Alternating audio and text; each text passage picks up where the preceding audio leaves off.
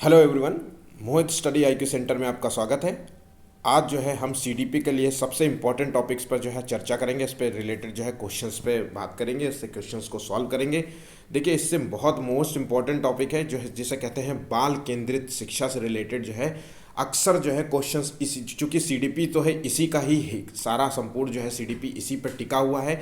तो देखिए, सीडीपी में जो है 30 क्वेश्चन जो है आते हैं और 15 क्वेश्चन जो है नॉर्मल क्वेश्चंस होते हैं और 15 क्वेश्चन जो है पेडागोजी से रिलेटेड होते हैं। ये दोनों सेक्शंस में जो है बाल केंद्रित शिक्षा से रिलेटेड क्वेश्चंस आते हैं। अगर हम इसको सही रूप में देखें, सही से इसको पहचाने 30 क्वेश्चंस में, तो कम से कम नहीं तो सीधा डायरेक्ट जो है 10 से 15 क्वेश्चंस जो है इसी के नाम के बेसिस पे आते हैं कि बाल केंद्रित शिक्षा क्या होती है, इसको किस तरीके से प्रभावशाली शिक्षा क्या होती है, बच्चों को क्या नहीं करना चाहिए एक्टिविटीज़ में। और यहाँ तक कि पेडागोजी में जो क्वेश्चंस आते हैं वो भी इसी बेसिस पे होते हैं कि एक बच्चे को जो है क्लासरूम में किस तरीके से बिहेव करना चाहिए, एक टीचर को किस तरीके से क्लासरूम में बिहेव करना चाहिए, है ना। तो ये सारे क्वेश्चंस आते हैं। ये टॉपिक आप लोगों के लिए बहुत इंपॉर्टेंट है, इस पर ज़रूर फोकस हो करके इस टॉपिक को ज़रा समझिए, ध्यान से पेपर्स को सॉल्व करिए। सिंपल क्वेश्चंस हैं लेकिन अक्सर बच्चे जो है थोड़ा सा जो है गड़बड़ी कर देते हैं तो क्वेश्चंस उनके गलत हो जाते हैं। इसलिए ये क्वेश्चन एक बार जो है टॉपिक से रिलेटेड जो है 30-35 क्वेश्चन जो भी हैं उनको जो है एक बार सॉल्व करने का प्रयास कीजिए, है ना। मैं क्वेश्चंस बोलता जाऊंगा, ऑप्शंस पढ़ूंगा, उससे पहले आप क्वेश्चंस का आंसर लगाइएगा और हमें बताइएगा कि आपने इसमें जो है कितने क्वेश्चन सही किए हैं। आप हमें कमेंट बॉक्स पे कमेंट कर सकते हैं। अगर वीडियो पसंद आए तो प्लीज़ चैनल को लाइक सब्सक्राइब ज़रूर कीजिएगा और अपने दोस्तों से भी शेयर करिएगा ताकि वो भी जो है सीटेट का अच्छे से जो है पास हो सके, वो भी अच्छे मार्क्स ला सके। ठीक है, हम इस चैनल के माध्यम से जो है डेली जो है हम डेली पेपर्स कराते हैं, डेली हम पेपर्स कराते हैं और एक हमारे जो है क्वेश्चंस के लेवल जो है अच्छे होते हैं। जो है प्रीवियस ईयर के क्वेश्चंस के होने के साथ साथ नए क्वेश्चंस पर आधारित जो है प्रश्न हम डेली कराते हैं आपको। ठीक है, जो भी एक एक टॉपिक, छोटे छोटे से टॉपिक को जो है हम बहुत बारीकी से समझाने का प्रयास करते हैं ताकि बच्चे जो है क्लासरूम ना जिन्होंने जो है क्लास नहीं कर पाए वो भी जो है हमारे जो है पेपर्स लगाते हुए उनको जो है उस सॉल्यूशंस जो है समझ में आ जाए। ठीक है, तो हम सारी चीज़ों पर जो है छोटे से छोटी बातों पर जो हम ध्यान देते हैं। ठीक है, तो आज का वीडियो जो है अगर पसंद आए तो प्लीज़ चैनल को लाइक सब्सक्राइब ज़रूर कीजिएगा। आज का जो है टारगेट है 50 लाइक्स का। आपके लाइक्स के माध्यम से जो है हमें मोटिवेशन प्राप्त होता है, तो ध्यान रखिएगा। चलिए शुरू करते हैं बिना टाइम वेस्ट किए। पहला क्वेश्चन देखते हैं क्या है। तो एक प्रभावी जो है कक्षा होती है क्लासरूम, तो प्रोग्रेसिव क्लासरूम की बात कही जा रही है, तो वो क्या होती है। एक अधिक अंक प्राप्त करने के लिए शिक्षार्थी एक दूसरे के साथ प्रतियोगिता में भाग लेते हैं या प्रतियोगिता में रहते हैं। तो क्या प्रोग्रेसिव क्लास जो होती है उसमें हम जो है बच्चों को जो है नंबर लाने के ज़्यादा से ज़्यादा नंबर लाने के लिए प्रोत्साहित करते हैं और एक जो क्लासरूम में जितने भी 50, 60, 70 बच्चे जो होते हैं तो क्या उनके बीच में प्रतियोगिता कराने की कोशिश करते हैं कि कौन सबसे ज़्यादा नंबर लाएगा। या फिर हम शिक्षक जो है वो पाठ तैयार करता है, मतलब एक टीचर जो है वो पाठ योजना तैयार करता है कि आज मैं क्या पढ़ाऊँगा क्या नहीं पढ़ाऊँगा, है ना। और पढ़ाने के टॉपिक को जो है एक व्याख्यान विधि के द्वारा सिर्फ केवल पढ़ा दिया, मतलब टॉपिक को समझाया नहीं, सही से उसको बच्चों को समझ में आया कि नहीं आया, है ना। क्योंकि एक क्लासरूम में जो है सामान्य बच्चे भी होते हैं, विशिष्ट बच्चे भी होते हैं, कुछ जो है पढ़ने में तेज होते हैं सामान्य रूप से, है ना, कुछ बहुत अच्छे होते हैं पढ़ने में, प्रतिभाशाली होते हैं। तो सभी को जो है एक व्याख्यान विधि रख करके सभी को एक जैसा पढ़ा दिया और चर्चा करने पर जो है टीचर ने डांट दिया, हतोत्साहित कर दिया। मतलब अगर किसी ने पूछा कि क्वेश्चन सर क्या इसका जवाब दूँ, तो या ये होगा। या शिक्षक जो है चर्चा को प्रोत्साहित करता है और शिक्षार्थियों के पूर्व ज्ञान एवं जो है पृष्ठभूमि के साथ जो है संबंध बनाने का प्रयास करता है। या शिक्षार्थी जो है निष्क्रिय रूप से शिक्षक के निर्देशों का पालन करते हैं। तो देखिए इसका सही जवाब क्या होगा।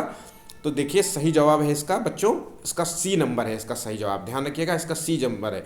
शिक्षक जो है चर्चा को प्रोत्साहित करता है, मतलब कहने का मतलब है कि एक प्रोग्रेसिव क्लासरूम में जो है एक टीचर के द्वारा ये प्रोत्साहन दिया जाता है कि बच्चों आप लोगों को जो भी पढ़ाया गया है उसके माध्यम से जो है उसके बारे में जो है आप क्या क्या समझ पाए हैं अभी तक, उससे रिलेटेड जो है आप क्वेश्चंस हमसे पूछ सकते हैं। अगर किसी को कौन सी बात समझ में नहीं आए वो भी आप पूछ सकते हैं बिना डरे, है ना। जो भी मन में आए वो समूह बच्चों को कोशिश करनी चाहिए कि समूह चर्चा में जो है, जैसे देखिए एक साथ प्रतियोगिता की जगह जो है बच्चे समूह में बैठे और उस पे जो है उसी टॉपिक से रिलेटेड चीज़ों पे ज्ञान, मतलब उसी टॉपिक रिलेटेड चीज़ों पे चर्चा करने का प्रयास करें।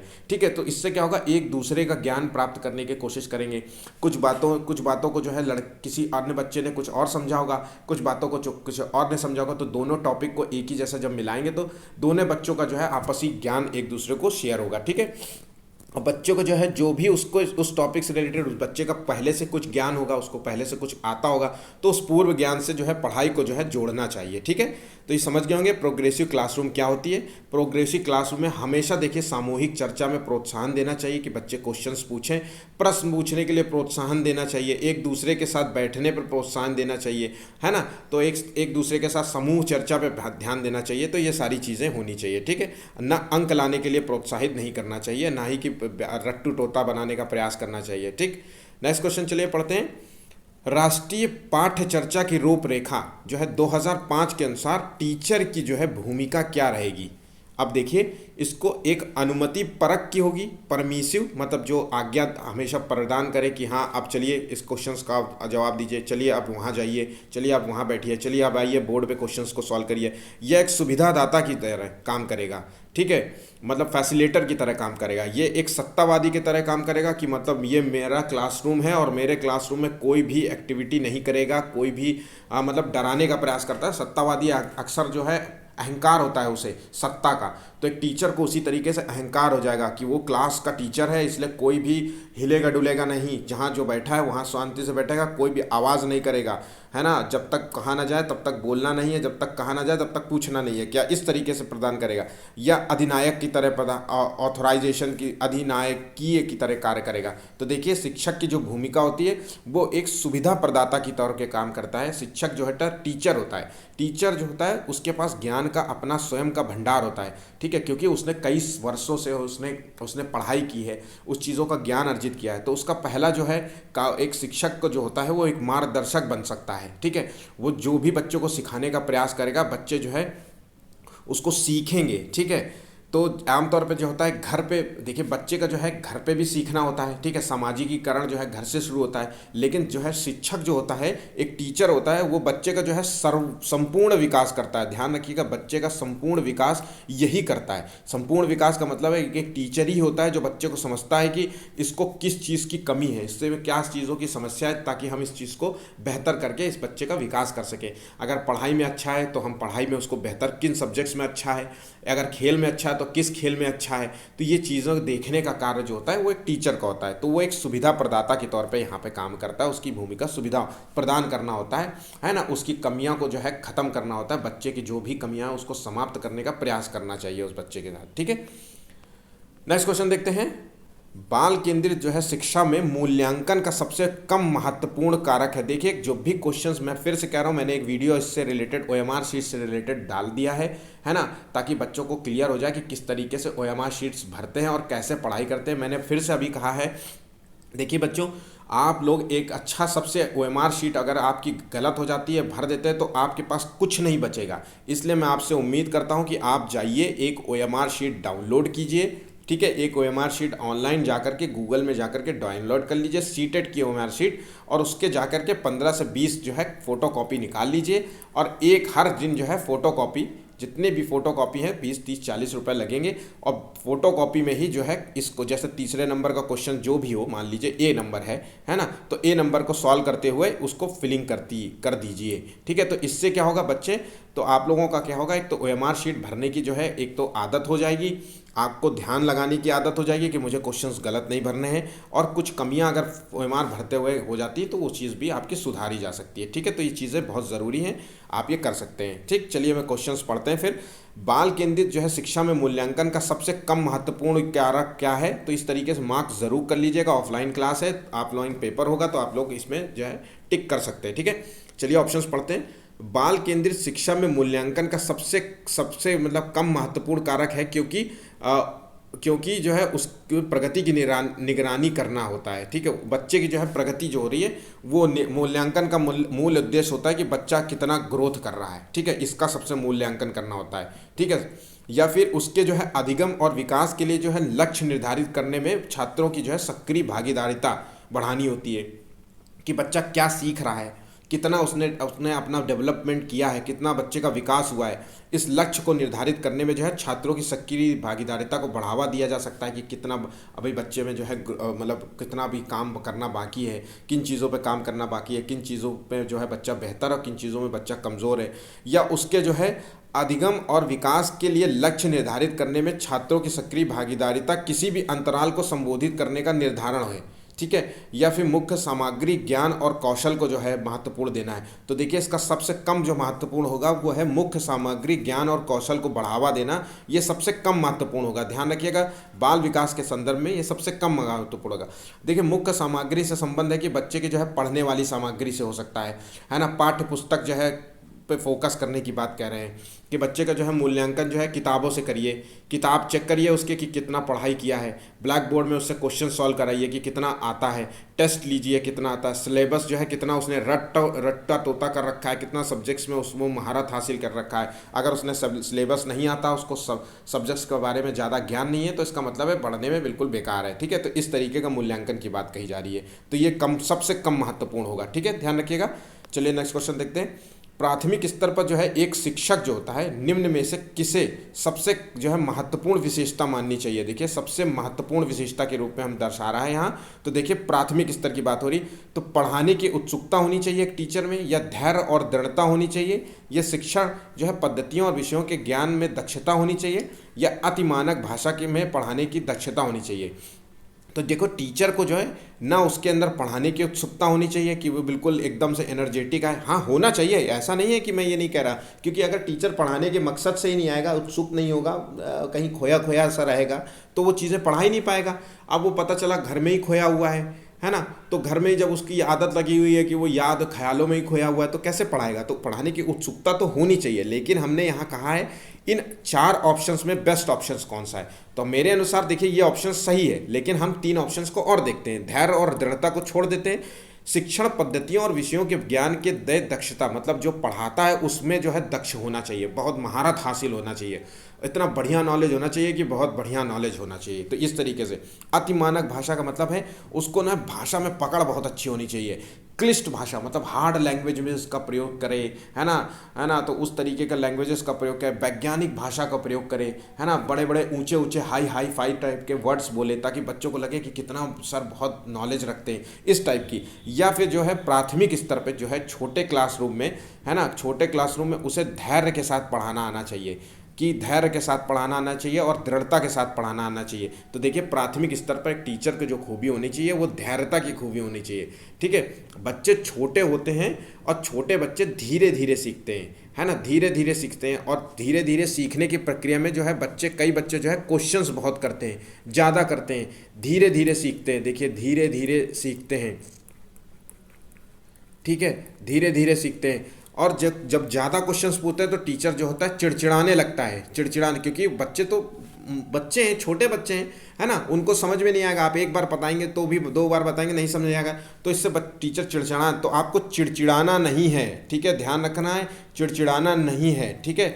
बच्चों को जो है हमेशा सरल भाषा का प्रयोग करना है, अतिमानक भाषा की जगह हमेशा बच्चों को सरल भाषा का प्रयोग करना है, ठीक है। हर बच्चे को जो है एक जैसा नहीं पढ़ाना है। कुछ बच्चे हो सकता है ABCD तुरंत सीख जाएं क्योंकि उन्होंने घर से सीख के आए हैं, तो कुछ लोगों के जो है माँ बाप ने सिखाया ही नहीं होगा, तो उसको ABCD आपको सिखाना पड़ेगा। तो आपको ये नहीं कहना कि देखो उसका बच्चा जो है ABCD कितनी जल्दी सीख गया है, क्योंकि वो घर से ऑलरेडी सीख के आया है, उसके पेरेंट्स ने जो है उसको पहले से सिखाना शुरू कर दिया था कम उम्र में, ठीक है, और उस दूसरे बच्चे को जो है सिखाया नहीं गया।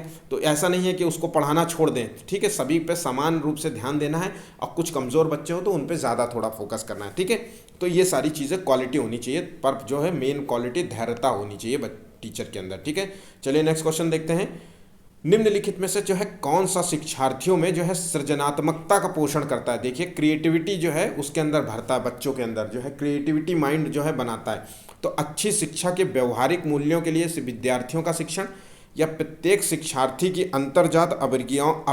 अंतर्जात प्रतिभाओं का जो है पोषण करना एवं प्रश्न करने के अवसर उपलब्ध कराना, या विद्यालयी जीवन के प्रारंभ में उपलब्धि के लक्षणों पर बल देना, या परीक्षा में अच्छे अंकों के लिए विद्यार्थियों को कोचिंग लगाना। तो देखिए कोचिंग से क्रिएटिविटी जो है नहीं बढ़ती है, बच्चों के अंदर क्रिएटिविटी माइंड नहीं बढ़ता है, बच्चों के अंदर तार्किक क्षमता वो रट्टू तोता वाले हो जाते हैं, क्योंकि स्कूल में भी पढ़ते हैं वही सब्जेक्ट्स, फिर जाके कोचिंग में भी पढ़ने लग जाते हैं, ठीक है। तो इस तरीके से बच्चों के जो है एक डेवलपमेंट नहीं हो पाता है।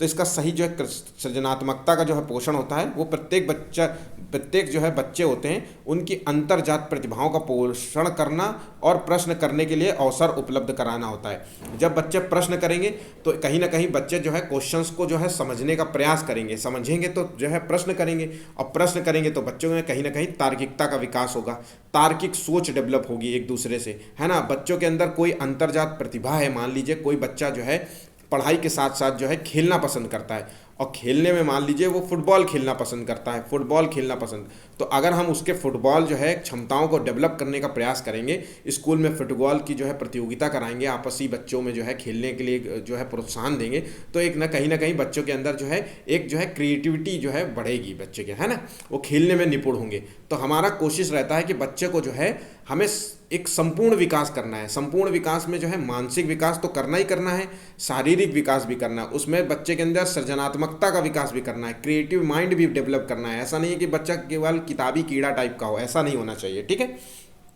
तो उसकी अंतर्जात प्रतिभाओं का पोषण करना है, जो भी उसके अंदर प्रतिभा है, और उसको प्रश्न करने के लिए प्रोत्साहित करना है ना। उसको प्रश्न ज़्यादा से ज़्यादा प्रश्न करने के लिए प्रोत्साहित करना है कि ज़्यादा से ज़्यादा बेटा क्वेश्चंस पूछें, ठीक है। अगर हम उसकी अंतर्जात प्रतिभाओं का पोषण नहीं करेंगे तो कल को जैसे सचिन तेंदुलकर है, अगर सचिन तेंदुलकर के माँ बाप ने कोशिश की होती कि बेटा क्या तुझे बैट एट खेल करके खेलना है, पढ़ाई कर, किसी जगह नौकरी पा जा, तो सचिन आज सचिन ना होते। या पीवी सिंधु जो है ना, पीवी सिंधु जो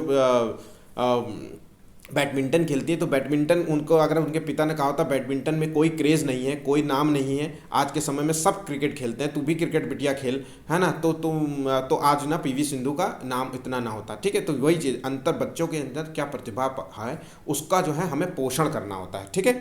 आप समझ गए होंगे इतनी बातों को। चलिए नेक्स्ट क्वेश्चन देखते हैं।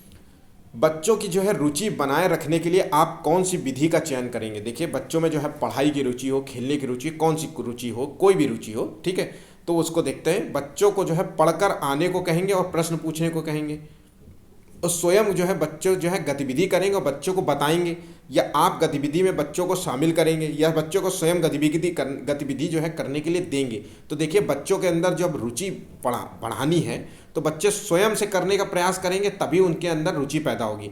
अगर हम उनको कहेंगे कि पढ़ के आना और फिर हम कल पूछेंगे क्वेश्चंस, तो वो रट्टू तोता हो जाएंगे, लेकिन उनके अंदर पढ़ाई के रट करके वो किसी तरीके से जल्दी रट लेंगे और कल को जो है 4 क्वेश्चन सुना देंगे, ठीक है। तो उससे बच्चों में अंदर कोई पढ़ाई की रुचि नहीं पैदा होगी। स्वयं गतिविधि करेंगे, अगर हम मान लें खुद ही जो है बोर्ड में काम करने लग जाएँ, बोर्ड में क्वेश्चन सॉल्व करने लग जाएँ, या कोई भी एक्टिविटी करने लग जाएँ और कहेंगे बच्चे देखो तुम कि ऐसे करते हैं, तो बच्चों में अंदर कोई थोड़ी देर बाद वो बच्चे बोर होने लग जाएंगे, है ना। या फिर आप गतिविधि में जो है बच्चों को भी शामिल कर लेंगे। इससे अच्छा सबसे बेहतर होगा कि बच्चों को जो है स्वयं गतिविधि करने के लिए देंगे, ठीक है। अगर वो कोई भी गतिविधि हो, चाहे वो खेल हो, चाहे मान लीजिए एक पेड़ लगाना है, हम मान लेते हैं एग्जाम्पल ईवीएस से ले लेते हैं, ठीक है। पर्यावरण के संबंध में अगर हम बच्चों से कहेंगे कि चलिए बच्चों हम आज सभी लोग एक एक पेड़ लगाएंगे, ठीक है, तो बच्चों से हम कहेंगे चलिए आप एक गड्ढा खोदिए, फिर वह गड्ढा खोदिए, फिर उसमें ज़रा सा थोड़ा सा मिट्टी को पोला करिए, फिर उसमें थोड़ी सी जो है गोबर की खाद मिलाइए, ठीक है, फिर एक पेड़ लगाइए, अच्छे से पुश कर दीजिए उसको, मिट्टी को दबा दीजिए ताकि पेड़ उसमें मजबूती से खड़ा रहे, फिर उसमें थोड़ा सा पानी डाल देंगे, ठीक है। अब उसको कहेंगे कि बच्चों जो है ना आज के बाद जो है पेड़ों को ध्यान देना है आपको, या आपका पेड़ है, और तो बच्चों में जो है उत्साह बनेगा, उसकी पेड़ की जो है केयर करेंगे। तो ठीक है, स्वयं जब गतिविधि करते हैं तो बच्चों के अंदर अपने आप जो है रुचि पैदा होती है, ठीक है। चलिए नेक्स्ट क्वेश्चन देखते हैं। एक अच्छा अध्यापक जो है विद्यार्थियों के मध्य किस चीज़ का बढ़ावा देता है, ठीक है। तो चलिए देखते हैं, प्रतियोगिता की भावना को बढ़ावा देता है, या सहयोग की भावना को बढ़ावा देता है, या प्रतिद्वंदिता की भावना को बढ़ावा देता है, या तटस्थता की भावना को बढ़ावा देता है। तो देखिए एक अच्छा टीचर जो होता है वो हमेशा जो होता है वो सहयोग की भावना को बढ़ावा देगा, ठीक है। आपसी सहयोग के माध्यम से जो है बच्चे जो है सीखने का प्रयास करेंगे, ठीक है, सहयोग के माध्यम से सीखने का प्रयास करेंगे, ठीक है। इसमें बच्चों की जो है सीखने का जो है एक तरीके से बच्चे ज़्यादा सीख सकते हैं। कैसे सीखेंगे, देखिए सहयोग की भावना, एक क्लासरूम में देखिए सामान्य बच्चे भी होते हैं, विशिष्ट बच्चे भी होते हैं, प्रतिभाशाली बच्चे भी होते हैं। अगर प्रतिभाशाली बच्चे मान लीजिए एक प्रतिभाशाली जो बच्चे सामान्य बच्चों को अगर कुछ सिखाता है या विशिष्ट बच्चों को सिखाता है, मान लीजिए, ठीक है, सहयोग की भावना से बता रहा हूँ, तो प्रतिभाशाली बच्चा अगर सामान्य बच्चों को कुछ पढ़ाई में सिखाने का प्रयास करता है तो एक तो पहली बात तो बच्चे की जो है प्रतिभा निखरती है, और सामान्य बच्चों को जो है एक तो नया ज्ञान सीखने को मिलता है कि देखिए जो है पढ़ने में तेज बच्चा क्या क्या चीज़ें जानता है इस सब्जेक्ट्स के बारे में, इस टॉपिक्स के बारे में, इस खेल के बारे में, किसी भी चीज़ के बारे में, या वशिष्ठ बच्चा क्या क्या जानता है समझ पाएगा। तो उसका ना एक दूसरे को ज्ञान साझा करेंगे, तो एक तो दोनों का विकास होता है, सहयोग की भावना से दोनों के अंदर जो है क्षमताओं का विकास होता है ना। तो ये चीज़ इसलिए सहयोग की भावना का होना बहुत ज़रूरी है, मोस्ट इंपॉर्टेंट है। इसमें कई बच्चे जो है प्रतियोगिता की भावना को मार्क करते हैं, तो वो गलत है। ध्यान रखिएगा, प्रतियोगिता की मात्रा को जो है भावना को मतलब बढ़ाना एक प्रमुख लक्ष्य नहीं होता है, ठीक है। हमें बच्चों में प्रतियोगिता करानी चाहिए, ये बात सच है। अगर मान लीजिए कि ये ऑप्शन ना होता, किसी वजह से ये ऑप्शन ना दिया जाता और इन तीन में से मैं चुनने के लिए कहता, तो मैं आपको प्रतियोगिता की भावना को बढ़ाना होता, ठीक है। तो बच्चों में आपस में प्रतियोगिता की भावना होनी चाहिए, मतलब एक तरीके से ये होना चाहिए कि जब प्रतियोगिता होगी तो बच्चों का तार्किक विकास भी होगा। लेकिन चूंकि यहाँ पे 4 ऑप्शंस में से हमें एक चुनना है, तो ध्यान रखिएगा सहयोग की भावना को बढ़ावा देना है, ठीक है। तो ये याद रखिएगा, इस क्वेश्चन को गलत ना होने दीजिएगा, ठीक। मानसिक रूप से जो है स्वस्थ अध्यापक की विशेषता क्या होनी चाहिए, बताइए। तो मानसिक रूप से स्वस्थ अध्यापक की विशेषता होनी चाहिए कि वो संवेदनात्मक रूप से संतुलित हो, या उसे अपने विषय का जो है बहुत अच्छा ज्ञान हो, या वो अत्यधिक संवेदनशील हो, या वो सख्त अनुशासन जो है पसंद करता हो। तो देखिए इसका सही जवाब क्या है, तो देखिए इसका सही जवाब है संवेदनात्मक जो है रूप से संतुलित व्यक्ति हो, ठीक है। देखिए उसको विषय का अच्छा ज्ञान हो, ये होना चाहिए, लेकिन इतना बड़ा नॉलेजेबल नहीं चाहिए कि बिल्कुल होना चाहिए, या वो अत्यधिक संवेदनशील हो। संवेदनशील बच्चा टीचर जो होता है, कोई भी अगर जिसका भी संवेदन जो कहते हैं ना, अगर जिसका भावनात्मक जो है चीज़ें कंटेंट ज़्यादा है, तो उसका जो है कहीं ना कहीं जो है नॉलेज भी प्रभावित होता है, ठीक है। डिसीजन लेने में उसको प्रॉब्लम होती है कि सही और गलत में जो है। अब जब आप मान लीजिए बहुत भावनात्मक रूप से कहीं मतलब प्रेम की भावना में डूबे हुए हो, और आपसे कहा जाए कि अरे तुम्हारी गर्लफ्रेंड तो तुझे छोड़ के चली गई है ना, तो वो चीज़ें मानने का प्रयास ही नहीं करेगा कि अरे ऐसे कैसे हो सकता है ना। तो ये सारी चीज़ें हैं, ठीक है। मैं थोड़ा सा एग्जाम्पल वाहियात था, लेकिन समझने के लिए काफ़ी है, ठीक है। वो सख्त जो है अनुशासन पसंद करता हो, तो ये अनुशासन पसंद करता हो, ये तो गलत है बिल्कुल भी, है ना। सख्त अनुशासन पसंद, अनुशासन में रहना तो ज़रूरी है कि अध्यापक के लिए, लेकिन इतना भी नहीं कि बिल्कुल मतलब मारने को दौड़ने लगे। सख्त अनुशासन का मतलब यही है कि बिल्कुल अगर क्लासरूम में देख ले तो बिल्कुल आंख लाल कर दे, ऐसा नहीं होना चाहिए, ठीक है। तो कुछ ऑप्शंस जो है अपने आप गलत कर दीजिए, जो गलत हो उसको तुरंत, तो आपके पास एक ऑप्शन बच जाएगा जो कि सही होगा, ठीक है। शिक्षा का जो है अति महत्वपूर्ण जो है उद्देश्य क्या होता है, हम क्यों जो है शिक्षा ग्रहण करते हैं? आजीविका कमाने के लिए ग्रहण करते हैं, या बच्चे के जो है संपूर्ण विकास के लिए, सर्वांगीण विकास के लिए, या पढ़ना और लिखना सीखने के लिए, या बौद्धिक विकास के लिए? इसका सही जवाब सही से दीजिएगा, गलत मत कीजिएगा। या फिर बौद्धिक विकास के लिए हम शिक्षा ग्रहण करते हैं, तो इसका देखिए सही जवाब है बाल केंद्रित शिक्षा के दृष्टि से देखेंगे तो हम बच्चों का जो है संपूर्ण विकास, मैंने कई बार अभी आंसर कराते हुए कई बार मैंने कहा कि बच्चों का जो है एक टीचर की भूमिका होती है संपूर्ण विकास करना। ध्यान रखिएगा, एक संपूर्ण विकास करना एक टीचर की महत्वपूर्ण भूमिका होती है।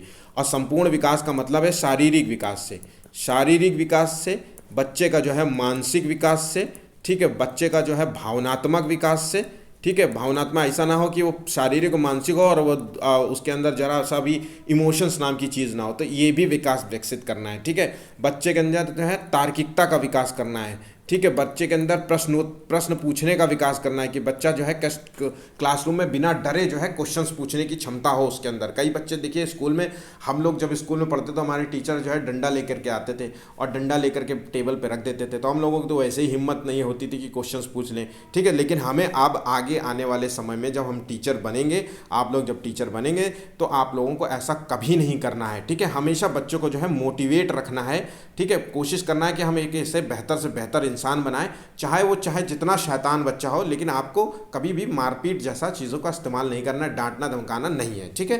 चलिए नेक्स्ट क्वेश्चन। शिवानी द्वारा जो है पूछे गए एक प्रश्न का उत्तर जो है शिक्षक तत्काल नहीं दे सकता, ठीक है। शिक्षक की प्रतिक्रिया होनी चाहिए, क्या प्रतिक्रिया होनी चाहिए? शिक्षक द्वारा जो है शिवानी को चुप करा देना चाहिए, या शिक्षक द्वारा जो है शिवानी का ध्यान बटा देना चाहिए, या शिक्षक को कहना चाहिए मैं नहीं जानता हूं, या शिक्षक द्वारा इस प्रश्न का सही उत्तर बाद में सोच समझ करके देना चाहिए, ठीक है। तो शिक्षक की जो जो है मतलब प्रतिक्रिया है वो क्या होनी चाहिए? तो देखिए अगर शिवानी द्वारा पूछे गए एक प्रश्न का उत्तर जो है शिक्षक जो है तत्काल नहीं दे पा रहा है, तो शिक्षक द्वारा जो है इस प्रश्न का सही उत्तर बाद में समझकर देना चाहिए। ठीक है, ऐसा नहीं है कि उसको डांट करके चुप करा देंगे तो फिर वो बच्चा जो है अगले दिन जो है प्रश्न नहीं पूछ पाएगा। ठीक है, उसका ध्यान बांटा, शिक्षक द्वारा शिवानी का ध्यान बटा देना चाहिए, ये भी बिल्कुल गलत है ना। तो उसको लगेगा कि टीचर जो है मेरी बात को अहमियत नहीं दे रहा है ना, या फिर कोई मेरे अंदर कोई कमी है या कोई बात है, तो इसलिए वो ना इस तरीके से जो है क्वेश्चंस वो भी नहीं पूछेगा। ये कहना कि मैं नहीं जानता हूँ, तो उसको लगेगा कि जब सर को नहीं पता है ना, सर को भी चीज़ें नहीं पता, तो उसको ये नहीं बताना है कि हमें नहीं जानते, हमें इस चीज़ का उत्तर बाद में सोच समझ के देना चाहिए कि हम किस तरीके से इसको बच्चे को इसका आंसर दे सकें। ठीक है, कि ताकि बच्चे को गलत ना लगे। ठीक है, बच्चों में जो है किसी चीज़ की जिज्ञासा बहुत होती है। ठीक है, हर चीज़ में बच्चे बहुत जिज्ञासु होते हैं, और बच्चों की जो जिज्ञासा शांत कैसे करनी चाहिए ये इसको देखते हैं। चलिए, तो जब शिक्षक फुर्सत में हो तब उसकी जिज्ञासा को शांत करना चाहिए, जब विद्यार्थी फुर्सत में हो, या कुछ समय के पश्चात, या तत्काल जब विद्यार्थी द्वारा जिज्ञासा की गई हो। तो देखिए सही जवाब है इसका, अगर बच्चे में कोई तत्काल किसी चीज़ के लिए जिज्ञासा हुई है, या तो उस कोई चीज़ जानना चाहता है, एकदम से मान लीजिए एक्साइटेड हो गया कि मुझे इस चीज़ का आंसर बताइए, या कोई भी खिलौना है, खेल के संबंध में बात कर रहा है, या कोई मूवी के बारे में बात कर रहा है, या कोई किसी सीन के बारे में बात कर रहा है। आजकल के बच्चे देखिए बहुत छोटे छोटे भी बच्चे जो है पिक्चर देखने लगते हैं, और स्पाइडरमैन, सुपरमैन और थॉर है ना, रैग्नारॉक, इस टाइप की जो है पिक्चर, और थैनोस और एवेंजर्स, इस टाइप की पिक्चर्स बहुत देखते हैं। इनके अंदर जिज्ञासा होती है। कहीं मान लीजिए क्लासरूम में किसी तरीके से बात होने लग जाए और एकदम से जिज्ञासा, तो उसको तुरंत जो है बच्चे का जो है तत्काल जब जिज्ञासु उसको जिज्ञासा की तो उसे शांत करनी चाहिए, उसको जवाब दे करके बच्चे को जो है शांत करना चाहिए। ऐसा नहीं कि चुप करा दो बच्चे को कि कल बताएंगे, अभी नहीं, अभी टॉपिक कंप्लीट होना, ऐसा नहीं, तुरंत उस पर बात करनी चाहिए। ठीक है, नेक्स्ट क्वेश्चन, आप एक अनपढ़ माता पिता के जो है बच्चों को जो है अंग्रेजी सिखाना चाहते हैं। देखिए इस चीज़ को समझने का प्रयास कीजिए, ये हर घर में कहानी है। ठीक है, हम में से अधिकतम जो है 90% जो है पेरेंट्स जो हैं आज के समय में जो है इंग्लिश जो है बोलना नहीं जानते, या फिर बहुत सारे जो पेरेंट्स होंगे आज भी, अभी जो भी पढ़ाई कर रहे होंगे उसमें से बहुत सारे पेरेंट्स होंगे जो इंग्लिश तो बोलना नहीं जानते लेकिन समझना ज़रूर जानते होंगे, समझ लेते होंगे, समझना आता है लेकिन बोलना नहीं आता। ठीक है, तो उनके लिए देखिए क्या समझना होगा, किस तरीके से वो अपने बच्चे को इंग्लिश सिखाना पसंद करेंगे। और ठीक है, तो उसको ऑप्शंस देखते हैं।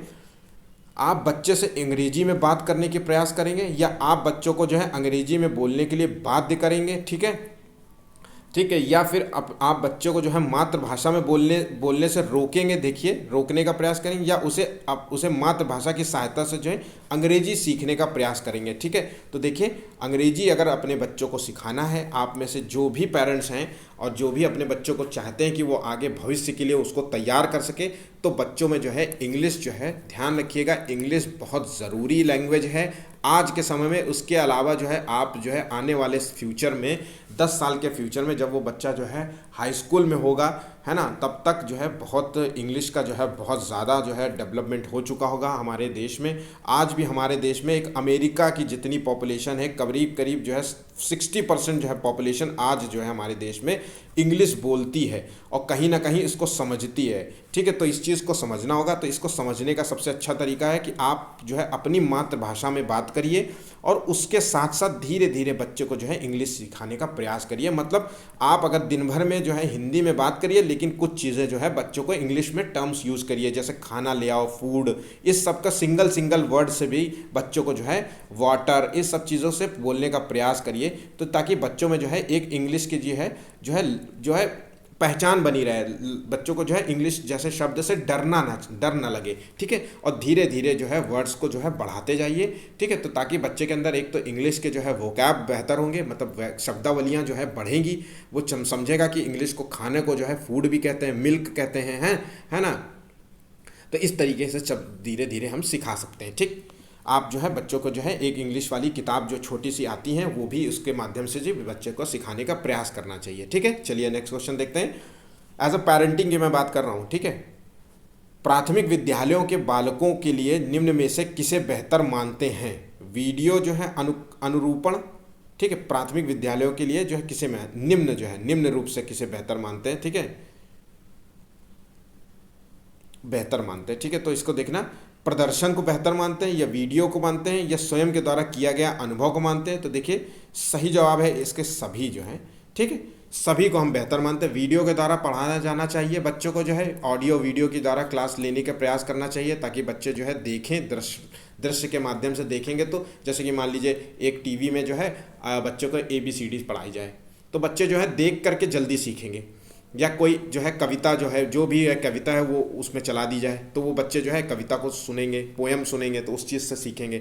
ठीक है, वैसे ही प्रदर्शन करके सिखाना चाहिए, है ना। क्लासरूम में नहीं, टीचर्स जो होता है दौड़ दौड़ के नाच नाच के पढ़ाते हैं, तो वो उस तरीके से पढ़ाना चाहिए। ठीक है, स्वयं के द्वारा किया गया अनुभव के द्वारा बेहतर से सिखाना चाहिए। ठीक है, ये सारी चीज़ें होनी चाहिए। नेक्स्ट क्वेश्चन, विवेचनात्मक जो है शिक्षा शास्त्र का यह दृढ़ विश्वास है कि एक शिक्षक को हमेशा कक्ष के अनुदेशन का नेतृत्व करना चाहिए और शिक्षार्थियों को स्वतंत्र रूप से जो है तर्क नहीं करनी चाहिए, और बच्चे स्कूल से बाहर क्या सीखते हैं यह अप्रासंगिक है, और शिक्षार्थियों के अनुभव और प्रत्यक्षण जो है महत्वपूर्ण होते हैं। तो देखिए सही जवाब क्या है।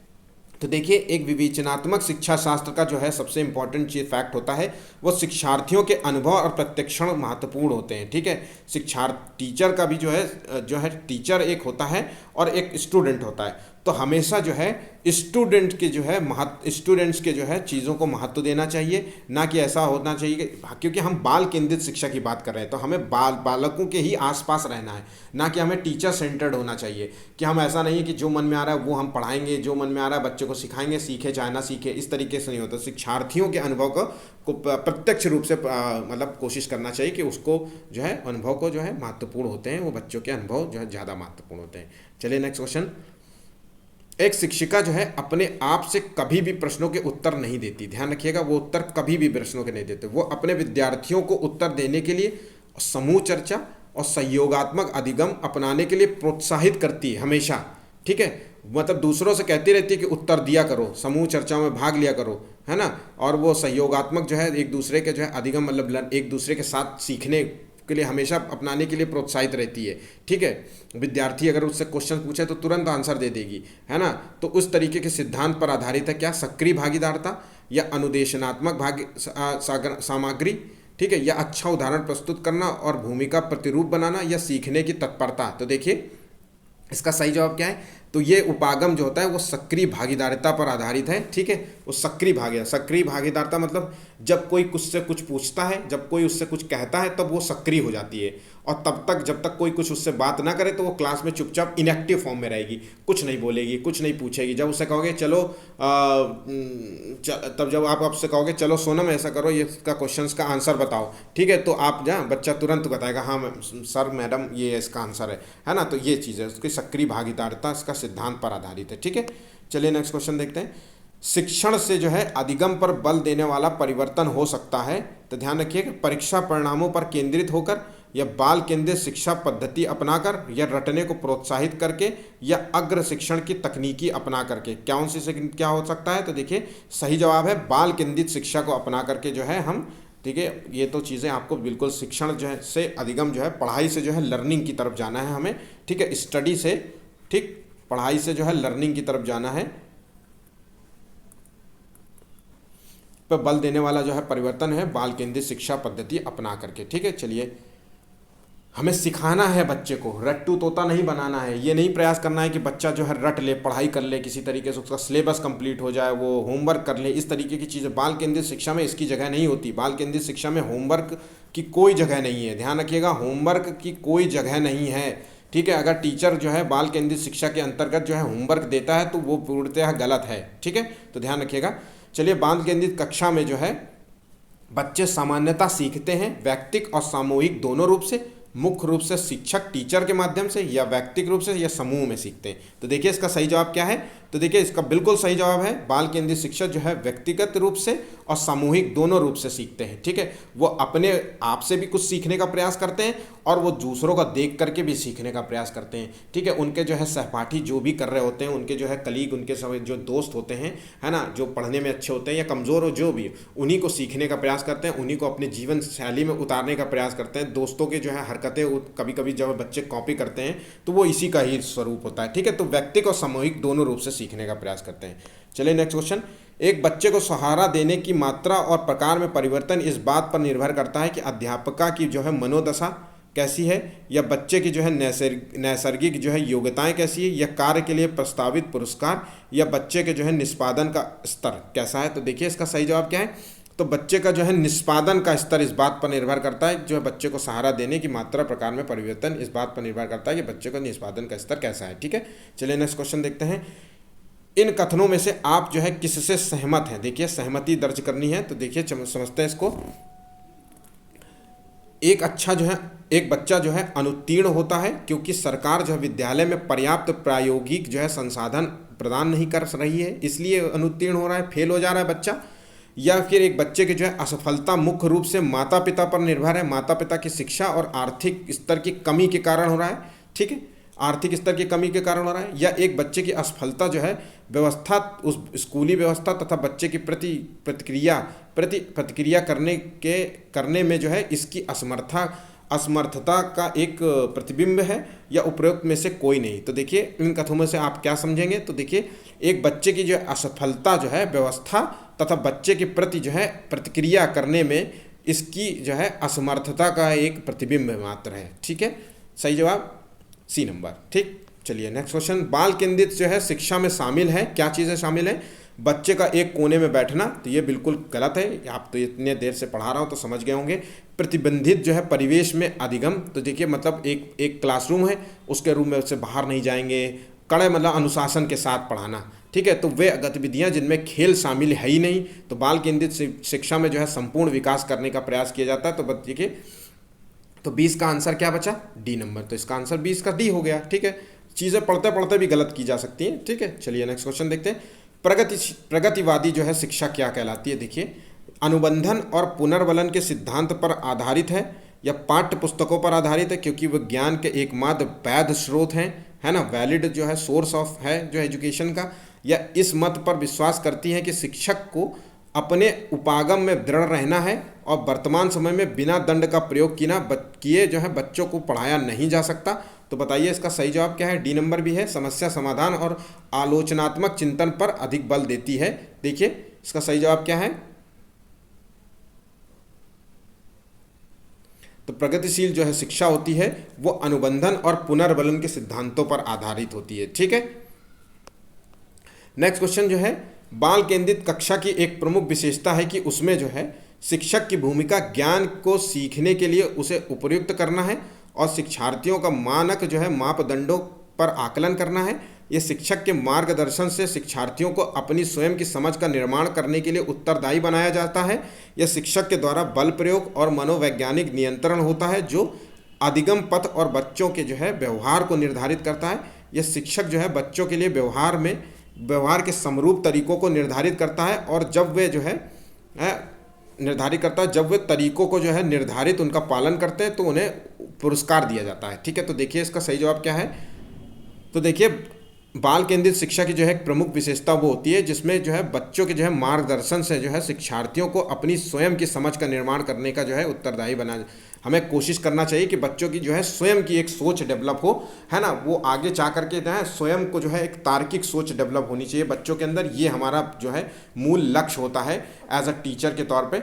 हमें ऐसा नहीं है कि बच्चा जो है रट्टू तोता करके किसी तरीके से पास हो जाए क्लास में और आगे जा करके उसको जो है बेसिक्स पता ही ना हो। ठीक है, तो हमारा यही एक मार्गदर्शक के तौर पे जो हमारा होना चाहिए कि बच्चे को जो है एक स्वयं की समझ का निर्माण करने का हमें प्रयास करना चाहिए। ठीक है, बच्चों के जो है अधिगम को सुगम बनाने के लिए अध्यापकों को एक अच्छे कक्षाई परिवेश का सृजन करने की आवश्यकता होती है। इस प्रकार के अधिगम परिवेश का जो है सृजन करने के लिए जो है नीचे दिए गए कथनों में से कौन सा कथन नहीं है, सही नहीं है। देखिए तो देखिए पढ़ते हैं ऑप्शंस जो है, बच्चों के प्रयासों को स्वीकृति देना, अध्यापकों के अनुसार जो है कार्य करना, बच्चों को जो है स्वीकार करना, अध्यापक का जो है सकारात्मक रुख। तो देखिए इसका सही जवाब क्या है,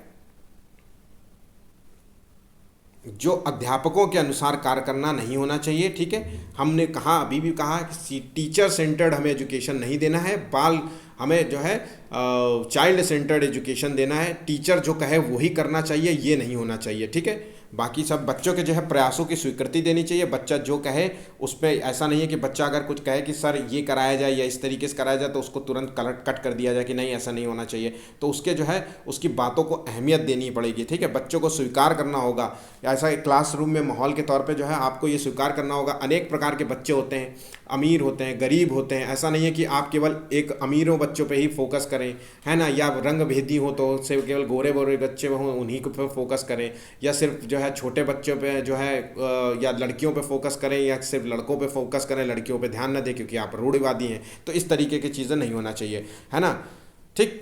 और ठीक है। चलिए नेक्स्ट क्वेश्चन देखते हैं, चलिए पढ़ते हैं। शिक्षार्थियों के जो है ज्ञान अर्जन में सहायता करने के क्रम में जो है अध्यापकों को किस पर ध्यान केंद्रित करना चाहिए। देखिए, तो सुनिश्चित करना है कि शिक्षार्थी सब कुछ याद करते हैं और शिक्षार्थी के द्वारा प्राप्त किए गए अंकों ग्रेडों पर जो है हमें ध्यान केंद्रित करना है, या शिक्षार्थी को सक्रिय भागीदारिता के लिए शामिल करना है, या शिक्षार्थी के द्वारा अधिगम की अवधारणाओं को कुशलतापूर्वक जो है प्राप्त करना है। तो देखिए इसका सही जवाब क्या है, तो इसका सही जवाब है जो है शिक्षार्थी को जो है सक्रिय सहभागिता के लिए जो है शामिल करना है। हमें इस बात पर हमें जो है फोकस करना है। ज्ञान अर्जन के लिए जो है सबसे ज़रूरी होता है कि जो बच्चा जो होता है, जैसे कि मान लीजिए वो प्रतियोगिता में भाग ले, ठीक है, ये प्रतियोगिताओं में भाग ले, ठीक है, आपसी चर्चा में भाग ले, ठीक है, बाद में जब आपस में चर्चा होगी वहाँ पे भाग ले। दो स्कूल के बीच में अगर कोई प्रतियोगिताएं हो रही तो उसमें जो है भाग ले, प्रतियोगिताओं में भाग। इस तरीके से जो है बच्चे को जो है ज्ञान अर्जन की बढ़ाने का प्रयास करना चाहिए, ठीक है। एनसीएफ जो है, ठीक है, के अनुसार जो है गलतियां इस कारण महत्वपूर्ण होती हैं। देखिए ऑप्शंस पढ़ते हैं। ये विद्यार्थियों को उत्तीर्ण और अनुत्तीर्ण समूह में जो है वर्गीकृत करने के लिए महत्वपूर्ण उपकरण है कि गलतियों के माध्यम से जो हम ये बता सकें कि ये पास होगा, ये फेल होगा, इस तरीके से जो है वर्गीकरण करना है हमें। या अध्यापकों को बच्चों को डांटने के लिए एक तरीका होता है, ठीक है, या फिर उस बच्चे के जो है विचार क्या है कि अंतर्दृष्टि उपलब्ध कराती है। गलतियों से ये पता चलता है कि बच्चा अंदर में मन में क्या सोच रहा था, और उसके समाधानों को जो है पहचानने में सहायता करती है ताकि हम उसकी जो है गलतियों को जो है सही कर सकें। तो देखिए नेक्स्ट क्वेश्चन पढ़ने की ज़रूरत नहीं, इसका सही जवाब सी नंबर है, ठीक है।